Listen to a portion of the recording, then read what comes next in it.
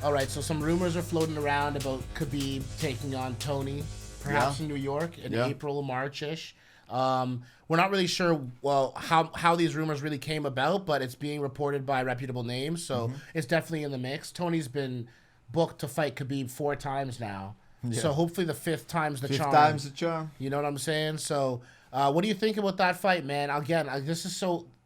I feel like we got to talk about this so many times, but we can still unpack it. Oh, hell yeah.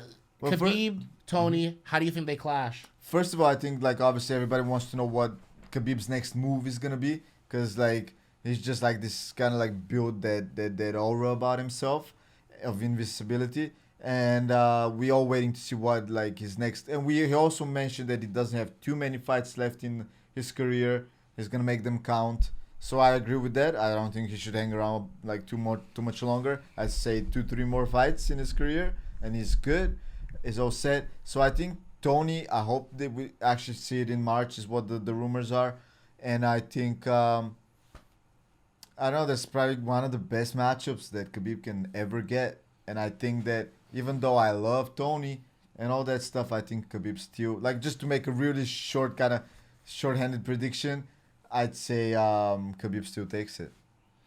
Yeah, interesting. You know, I think Khabib would still take it as well. I just think that style is just a little bit too much. Now, Tony's going to try really unorthodox techniques to try to catch him off guard and do some really interesting things in order to try to make Khabib pay the price for being predictable in the sense of, I know exactly what your game plan is. I think rolling with someone like Tony Ferguson on the ground is dangerous. All that being said, Khabib's style is almost ironclad in the sense that it's just chain wrestling with kinetic movement. He just, I'm going to put you in a position where the only answer is to plant your hand. Yeah. And then I'm going to grab your wrist and pull you down and punch you a few more times after I tuck it under your own body. And yeah, Tony can surprise him in many ways. I think this might be one of Khabib's toughest matchups to date. 100%. And I think this is a legacy-making fight for sure. I think we might see a point in the fight where Khabib gets a little cut up from an elbow or something, or a little uncomfortable. Everyone that goes to fight Tony Ferguson looks like they just like fought with a shark. Right. And don't forget, Tony has the wrestling background. He's not like a novice to wrestling. He's not gonna be like something like absolutely 100%. brand new to him. You're right. So that there's that, and he's great off his back. He's super. So I'm saying he's gonna make Khabib uncomfortable for sure, but I think Khabib prevails at the end. And we see Khabib move on from that to some not bigger and better things, because I don't want to diminish Tony, but move to the last maybe 1 or 2 fights in his career that he's gonna try to make as epic as he can, and retire, just drive off into the Dagestani sunset. You know what I'm saying? Yeah, I agree 100%. And some more rumors that were actually floating around were actually Khabib and GSP. Now, GSP sat down. Was it Rob Black?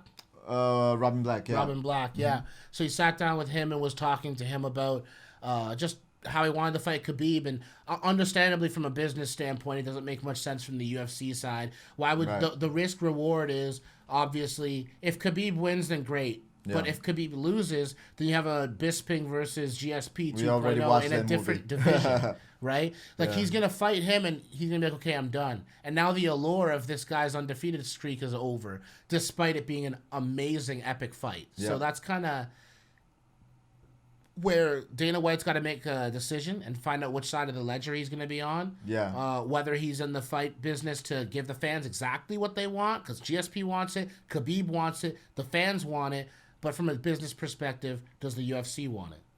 I don't think they want it. I don't think they want to have anything to do with GSP just coming in and out again and kind of diminishing their stars in a way, because that's kind of what he's doing. For the right amount of money, they might end up putting it together. But also, don't forget one thing. It's also a stylistic thing in my mind. Right. They're both wrestlers. They're both grapplers.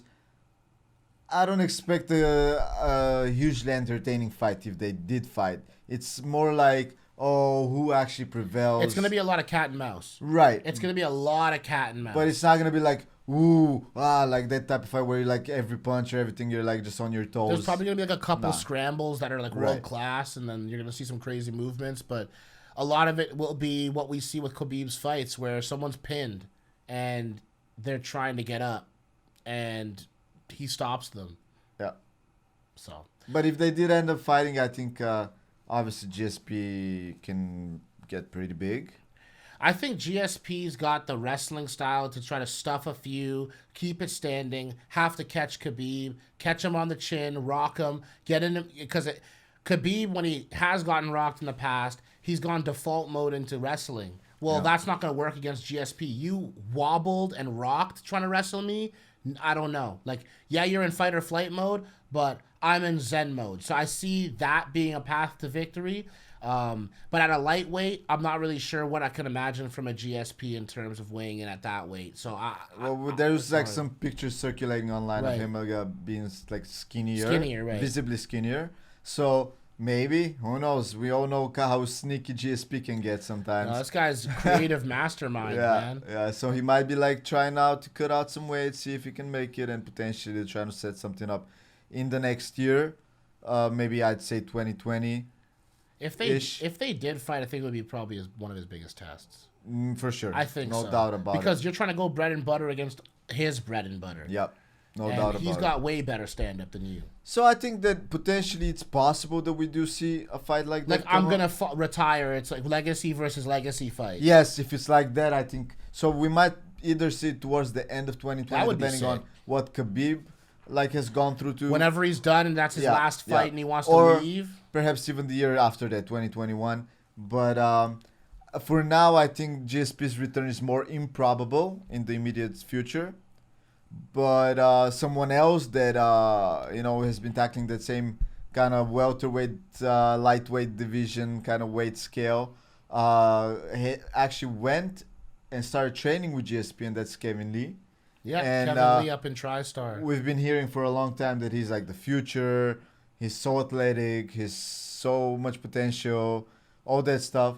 And we haven't been able to see that actually come to life. Right, exactly. You'll kind of see if this guy who's just like riddled with potential can realize his potential, come and let that hype come to fruition. Now, he was talking a little bit about mental health, about social media. He's gone a little bit ghost on social media, and he was talking about the merits of being able to focus more on like what matters and see, why am I doing things? Am I doing things because a company tells me to cut a promo and put it on my social media? They're checking how many likes. Yeah. He was basically talking about how he was valuing his self-worth, and that equation had to change for him. And for him to realign his thought process toward that social media, what was demanded of him was to step away. And I think he's a cautionary tale of the two sides of the coin there. He had that Conor McGregor phase where he tried to say everything and do everything and be a caricature. Yeah. I remember the peak of that was before the Michael Chiesa fight.